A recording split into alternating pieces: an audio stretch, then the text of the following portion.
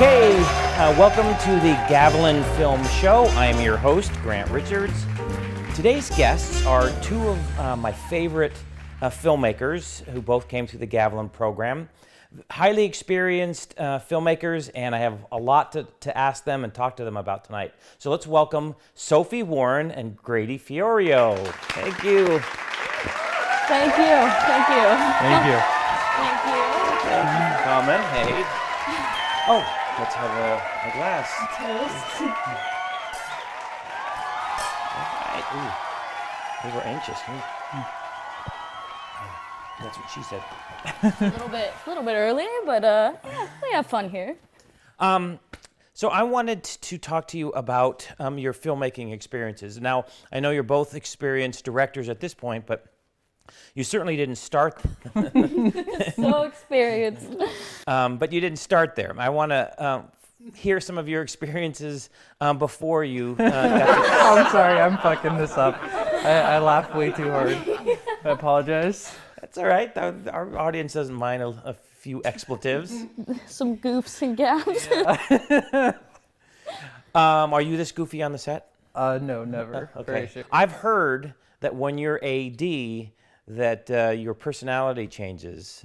In fact, I want to tell a little story. When another filmmaker, a friend of ours, Samantha Betancourt, made a film, she had him play an AD, and I'm going to show you a bit of that now. So let's watch that. The assistant director today?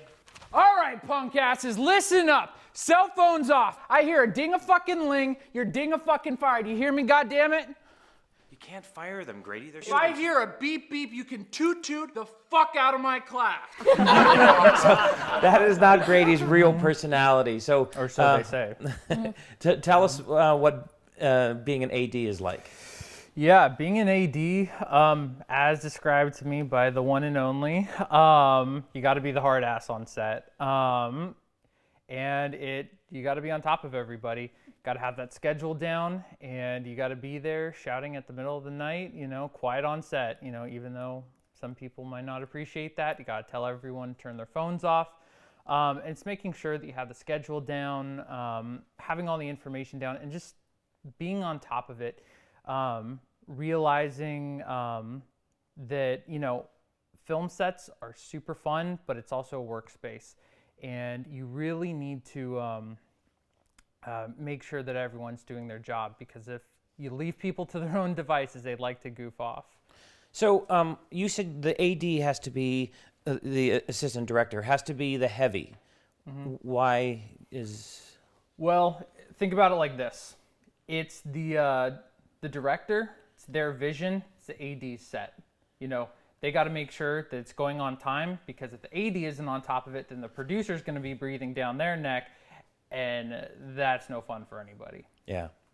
What are some of the other production jobs that you've done? I know that, Sophie, you've been script supervisor. I have. Tell me some of your experiences. Some people might not even know what a script supervisor is. So what is a script supervisor, and what are some of your duties? So a script supervisor, another word that you could use to describe is also a continuity supervisor. So that the main and most important part of your job is to make sure that everything is well matched for every shot. You might need to reset something.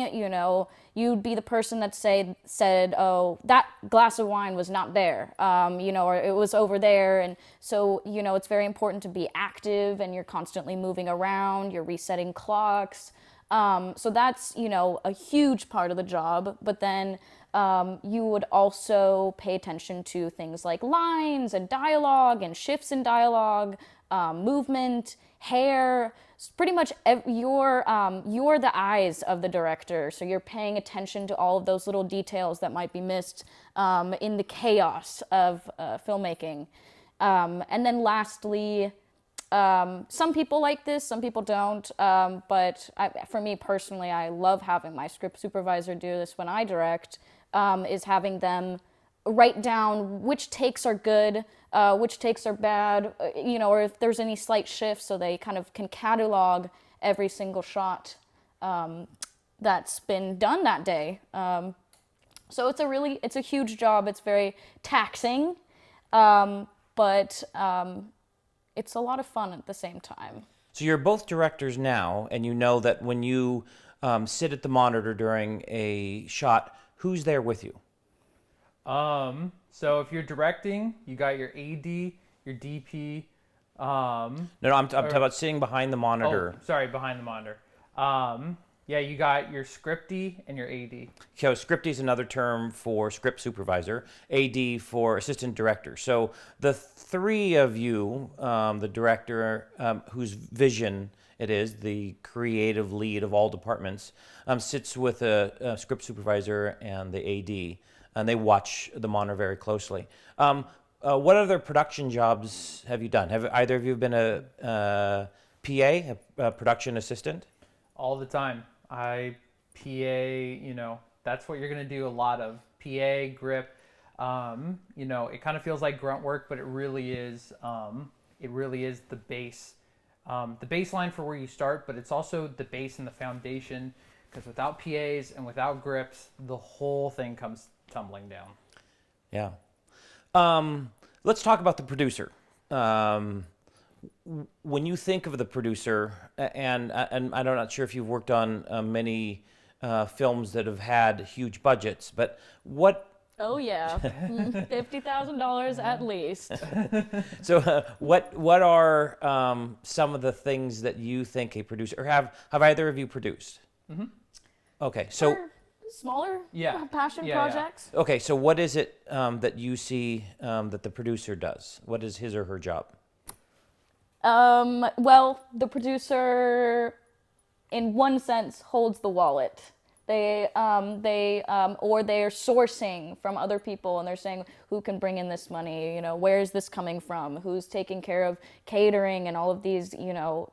Making a film is such a huge investment, so there's a lot of money to be moved around and considered. I would say like the AD is like the manager on set, but the producer is the manager for pre-production, production, and post-production, and they're just there watching everything happen. And Yeah. So if you were to direct an amazing film that won Best Picture, but you just directed, would you get to collect that Oscar? No, and that's why, if you're a director, always credit yourself as a producer. Yeah, because the producer is the overall boss. Oftentimes, the producer is the one who hires the director for a project. Yeah. So, what other departments have you worked in? Well, let's start with audio.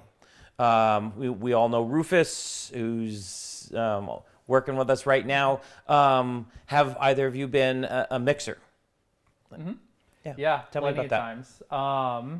times. Mixer, you got to be in charge of sound. You got to be on top of it, making sure those audio levels are right.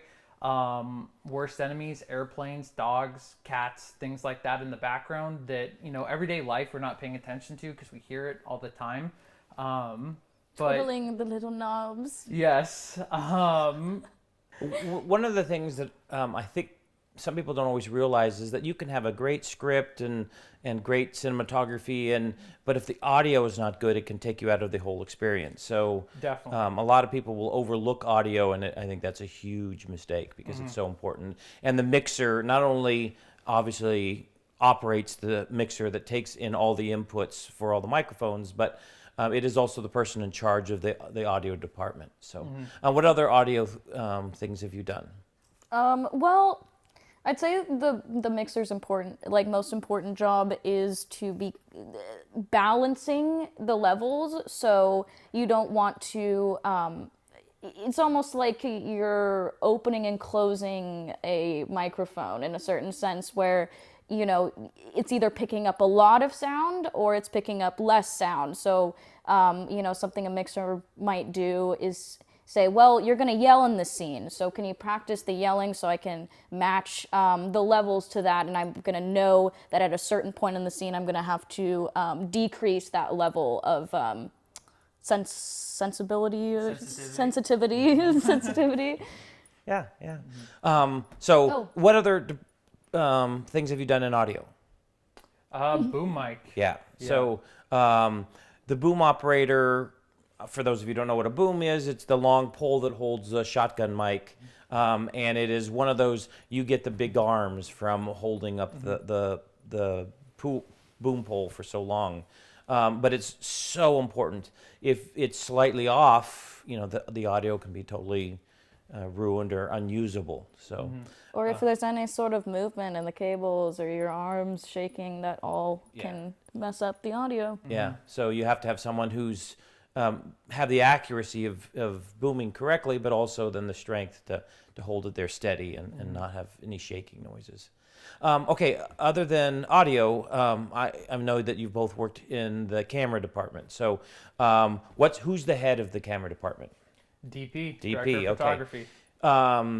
And what is his or her job? Transferring the director's vision, kind of that gobbledygook that's all on the paper and scrambled across everything, and turn it to something that's visual. Being in charge of the camera, the lenses, and then talking with your gaffer to make sure that lighting is matching that consistent vision. They're taking that director's vision in their head and they're actualizing it by using the mechanical digital instruments in front of them. Yeah, and some people will kind of conflate, because on smaller sets, oftentimes someone will do 2 or 3 or 4 different jobs, but the director of photography is the one who controls the director's vision, the look of the film. So camera, lighting, especially. And I know you were. Why don't you very briefly tell your horrible example down in Hollywood when you were hired to be a DP? Yeah. So me, big time Hollywood hotshot. I was invited to go to a set down in Los Angeles. Invited to be a DP. And the director and producer and her AD just very unorganized. Organization is key in film. It is the number one important thing, and I can't stress enough. Be organized, and to put it a little more bluntly, just be on top of your shit, because otherwise the whole castle comes crumbling down. But it was a disaster, to put it lightly. Very unorganized set. I was kind of brought as an outsider to this group that was going to go down to Los Angeles. And I went, and director didn't know her shots, didn't know what she wanted, and things were constantly changing every 10 seconds. And I tried to make it look as good as I could, and trying to talk it out with the gaffer and the AC, but they got the wrong equipment. The equipment that they got was broken. Every single red flag, every single box got ticked, and it was bad news from start to finish. And I was DP for that for less than 24 hours, and then I got the hell out of Dodge because it was not fun. Pre-production. So the DP is in pre-production with the director, so he or she knows, and they can plan ahead of time, talk about equipment and lighting schemes and all of that, and that clearly didn't happen on that project. Okay, so I know you've both been DP, but have either of you worked in other areas in camera? Have you ever done first AC or second AC? Yeah. I don't think I've actually been able to perform as first AC. I've had the pleasure of being second AC and slating, and that's an important job, even though it's So let's go through them. There's the DP, which oftentimes is also the camera operator, but not necessarily. So the camera operator, if he or she's different than the DP, then that's a separate person. But the first AC, the first assistant camera, works as the assistant to the camera operator, or sometimes it's the DP, doing things like changing lenses and pulling focus, using remote follow focus if they have that, keeping the lenses clean, sometimes it's powering the camera and such like that. But the second AC. So tell you, since you've had that experience, talk about that. Well, for all of you that don't know, the slate is the little clappy thing that is so famous in film. And What's the purpose of the slate? the purpose of the slate, there's several different purposes. For one, you could see the information, so you might know what take, based off of what information you're actually seeing on the slate, as well as who's the director, who's the DP, and such. And then it matches audio and video, so you get that nice visual of the clap, but you also get a peak of audio. So because it actually makes a loud clapping noise. Yeah, and I probably just blew out Rufus's ears by clapping like that. But yeah, absolutely. So the slate is really important. And then the in the film world, with film cameras, the second AC is also in charge of all the changing of cartridges and transporting the film cartridges for development. And then now in the digital age, the second AC is in charge of the media, so offloading media and getting it to post-production. So yeah. What other departments have you worked in? Let's do something fun. The hair and makeup. So I know Sophie's done a lot of that. So there is a hair, there's makeup, there's special effects makeup, and you've done them all, haven't you? There's also wardrobe. So tell us about some of your... yeah, so in a lot of those departments, they're, it's very creative, and it's, you're handling maintenance and the look of your different actors and stuff like that. And oftentimes... What do you mean by the maintenance? Explain that. You might have to come up in between takes and fix someone's hair, or just make sure that they're looking nice. And if they're covered in blood, you might have to reapply more blood. So there's Special effects constant... makeup. So that's a different person than someone who is a little shiny, right? Yeah. Right. Yeah. So you might just be in the traditional sort of makeup realm, and adding a little bit of powder or something, or you might be in charge of hair, or you might be in charge of special effects makeup, which requires a lot of preparation. In all three of those areas, as well as wardrobe, you'd be working with the director and actualizing their vision, but you're in charge of that practical upkeep and maintenance and preparation. Mm-hmm. Now, the one that I think a lot of people, and I'm sure the people in the audience would love to hear, is the special effects. And the one that I know that you've done most recently was the bullet wound, where blood was pumping out of the wound.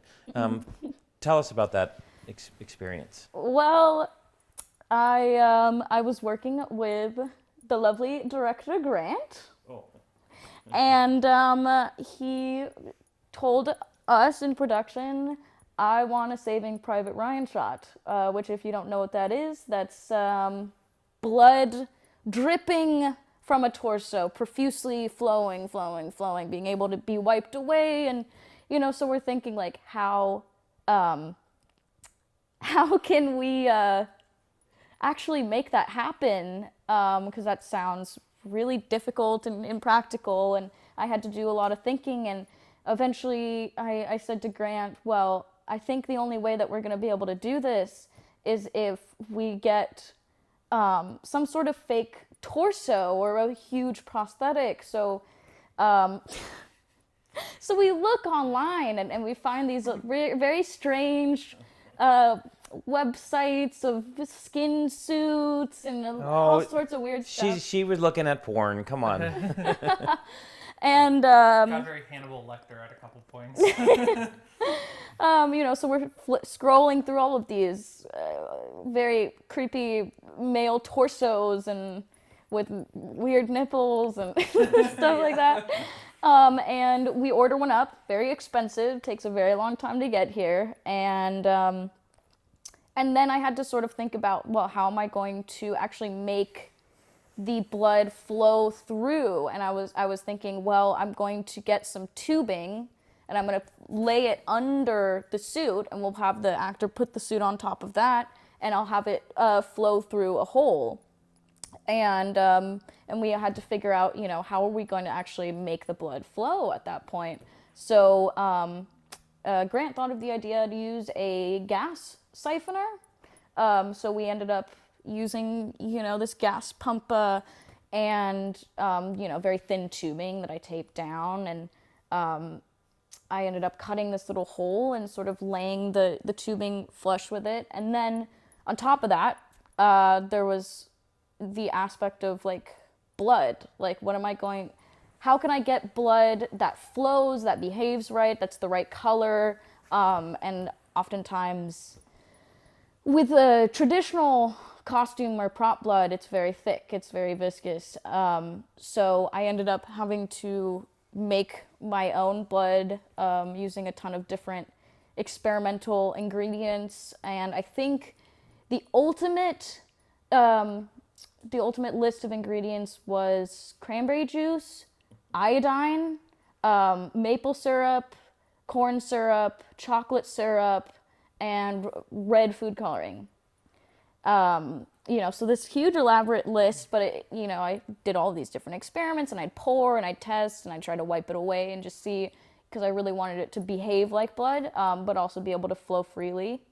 And it ended up working, which was pretty cool. And I remember, And pretty gross. Yeah. I remember everybody behind the camera was, oh my gosh, oh, that looks awful. Which is exactly what you want from a blood effect. But it was a lot of fun, and especially just maniacally sitting there pumping and watching it flow out. It's a proud moment. Okay, let's go to the camera department. We've talked about the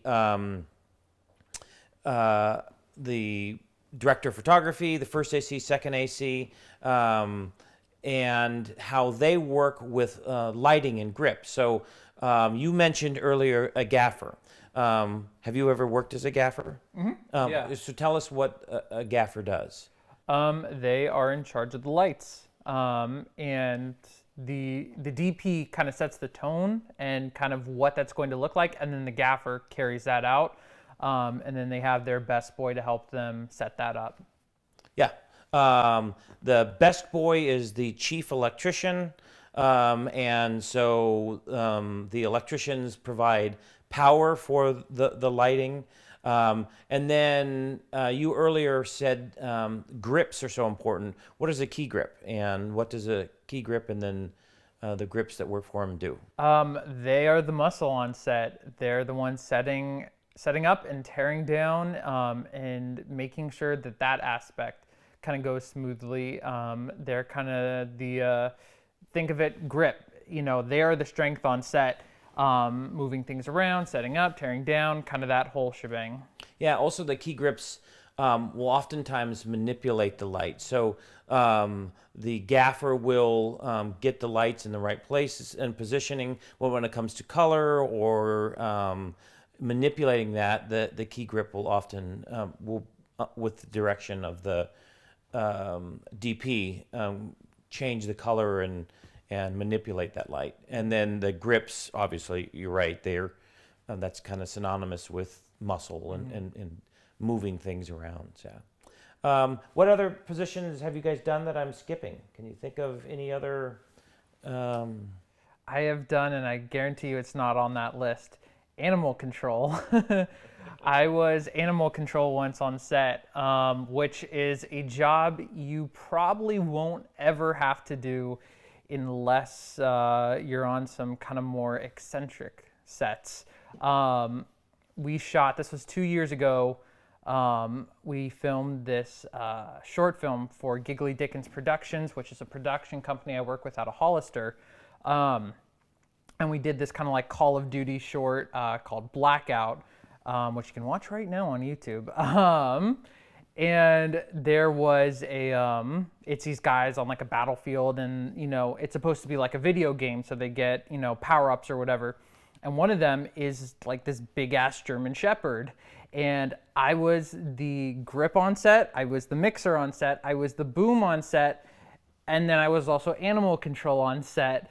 And we also had no headphones. So I have a mixer pouch around my shoulder that I'm mixing with. I have a boom in one hand and then a German Shepherd on this big leash in the other. And I am just like trying to maneuver back and forth, looking at the shot, looking at the mixer. And I have no headphones to listen to the sound. So I'm just going off the wavelengths that are on the mixer. And of course, I'm trying to balance all these things on my head. And it was a pretty fun circus act, but never again. I got sunburnt really bad. But animal control, get someone who's trained to do that. Very nice dog, but still a lot to balance at once. Yeah, in independent films, a lot of times jobs get combined, conflated. And when we said camera operators and DPs, well, oftentimes, it's the DP will also be the camera operator, and a lot of times the DP, when you hire, will often do the lights, so the job of a gaffer with the help of maybe just one key grip or something. So a lot of jobs get conflated, but when you working in Hollywood, when you have millions of dollars, there'll be 40 or 50, 60 crew members on set doing all these very specific jobs. Yeah. Okay, let's talk about the etiquette on set, because I think that sometimes can be problematic for beginning filmmakers. What issues have you had on set where someone overstepped their bounds or didn't know what they were doing? Can you think of? Okay, think of as a director. Have you ever felt uncomfortable because something wasn't going right when you were directing? Yeah, and I know I'm a little bit biased on this, but listen to your AD. Listen to the AD, because they're the ones trying to make sure that things are going on time, like I said. And sometimes that means just kind of having some blind faith and kind of like, I don't have the time to tell you why you need to do what you need to do right now, but I just need you to do it, or otherwise this doesn't happen. Well, I think, as a director, stress management is very important. So, you want to be as prepared as possible before you show up. You want to be as polite as possible to your actors and your crew, and very grateful and gracious, to inspire a positive working environment. But also, I've seen this for myself, and I've seen this for other people. Sometimes, the time is slipping away, or there's some these factors of some sort of disaster or last minute problem, or somebody doesn't show up, and things start to get really stressful. And it could be easy to sort of lose sight of why you're really doing this, which is, this is your creative vision. So the decisions are ultimately up to you. And yes, you have to worry about what your AD has to say, but you also at times are going to say, no, AD, I got to get this shot exactly how I want it. And the only person who can is the director, can say, oh, no, I want to take the extra time on this shot. Yeah. For years, I shot and I never had an AD, and I was having to do both. And then when finally I was able to afford to have run a set correctly, and I hired an AD, I thought, oh, I'm never doing this again without one. Partly because as the director, I want to think about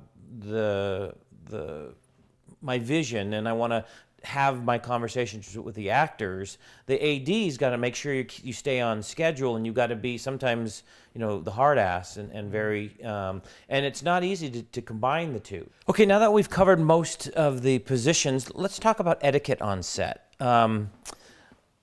What problems have you had, or what issues do you see that might happen on a film set? I think kind of overstepping bounds, again, you want to say, Give me an example. so if I'm directing and if a grip comes and starts talking to an actor and telling that actor how to act, as director, that's my job to, direct the scene. I mean, in the name. So again, like, we love to have fun, we love to joke around and be friendly with each other, but going in and like kind of undermining the director like that, it's really important not to do that. And that's not to say that you can't make a suggestion No, not at to all, yeah. the director, but actually. But yeah, there's a chain of command, so to Yes. speak. Yeah. So if you have a great idea, you pose it or you to the director, so he or she can, then tell the. I mean, we've all done some acting. Sophie, you've probably done way more than Grady and I have. So have you ever been on set where you've been getting direction from people other than the director, and how did that make you feel? Yes, and I think some actors that are maybe less experienced would take that advice. For me personally, I try to filter that out. Like I'm aware that like somebody just maybe doesn't know what they're doing or something, and so I'll say, well, thank you, but like I will always check in with the director and make sure I know what they want first and foremost. But it definitely it can be sort of overwhelming to have different direction coming in from different sides. And also you don't really, it puts you in a weird position where you don't want to ignore someone's advice, but it's like not your place to take that advice, and it's not your place to give that advice. Yeah, and we have all directed. And sometimes when you have directed and you're helping someone else with their project, it can be difficult to not, want to jump in and help direct. But really, as I think we were talking about when you were DP down in Hollywood, you were the DP. Forget about all the other scheduling and everything else. It's just your job that you need to focus on. Yeah, and I would try and make, kind of helpful suggestions where I could, but again, you want to come at it through the chain of command, very respectfully, say, hey, I have an idea, if you don't like it, totally cool, but thought maybe this might be interesting, and, if the director's like, I'm just not feeling it, don't take offense to it, and, just kind of go on with the day and with the shoot. Roll with those punches. And I think it's also worth mentioning that it's good to sort of hang back a moment and let the director actually kind of meditate on what they want to change at first, because, in the past, having directed, sometimes people will come right up and say, oh, I have a suggestion, and it's like, well, I'm still in the middle of taking my own notes for my actors and trying to get my thoughts straight as to what I want to do next. So thank you, but I still need a moment to kind of like clarify what I want to do. So, suggestions are great, but hang back a moment and let them sort of figure out what direction they're going in. Nice. Any other issues, etiquette on set things? Calling cut, as someone who is not the director, is terrible. No matter what happens on set, if you are not the director, you do not call cut. It doesn't matter if like, a door flies off its hinges or whatever, it's always the director's job. Yeah.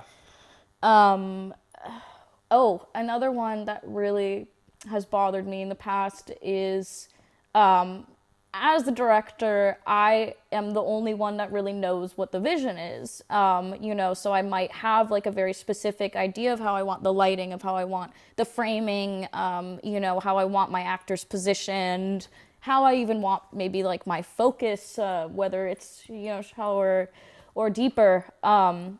So to have somebody that is not me moving things and repositioning things without my permission, and especially in between takes, is very disorienting. And especially because, say the first part of one shot that I like is very well lit, and then maybe I want to cut to a later shot, but the person without my permission has moved the lighting so much, now I can't use that first part of the take because the lighting is so different in that second part of the take. So moving things around without the permission of the director, and especially between shots.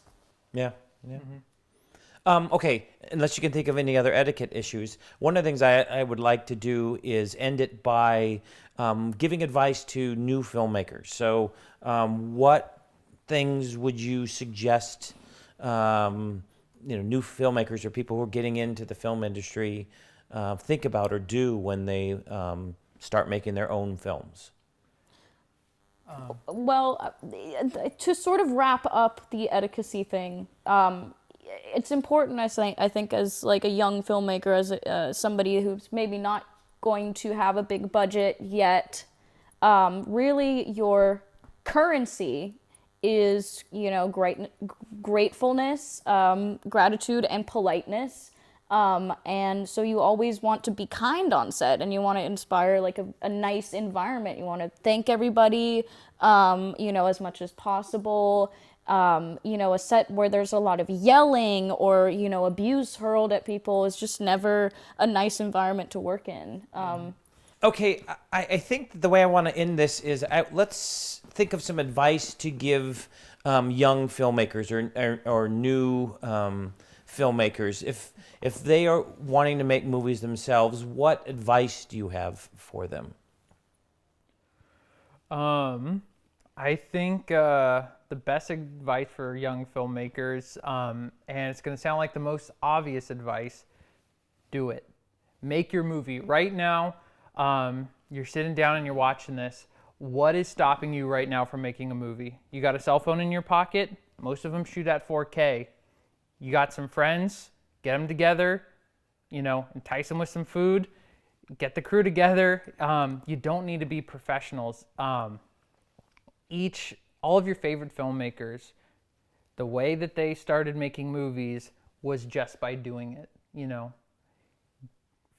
Figure out kind of those basic steps of what you need to do to get it together. But grab a camera, go out into the woods and shoot something crazy. Have some fun with it. Because the reality is, it has never been easier to make a movie. Go out in the woods. What's he doing out in those woods? I don't know. Yeah, but Out good in the advice. I bayous. couldn't agree more. Okay, so now they're inspired. They're going to make their movies. What advice? Once you start making movies, I think really as an inexperienced or less, monetarily funded filmmaker, really what you have is your reputation, as a kind person, as somebody that is prepared, that knows how to, or, is learning how to manage and run a set properly and communicates on time, shows up as on time as possible, as much as possible. And really that's all you have. And if you get a bad reputation because you're unprepared or you are rude or whatever, what do you see as the consequences? Nobody wants to work with you. Yeah, and that can happen very quickly. Yes. Yeah, if you're moody or angry or not nice, pretty soon you'll be making your movies all alone. Yeah.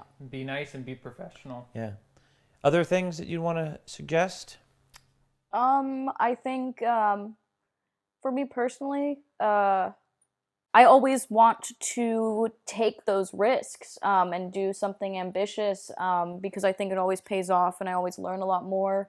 Like even just going back to my role as a special effects makeup artist, we took the risk of trying to make this torso bleed and it really paid off. And you just never know until you try it.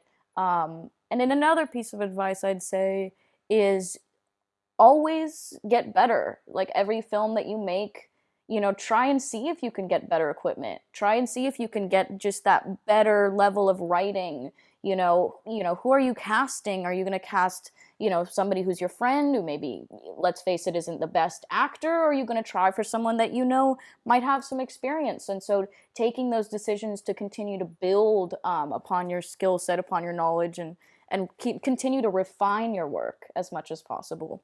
Yeah, great advice.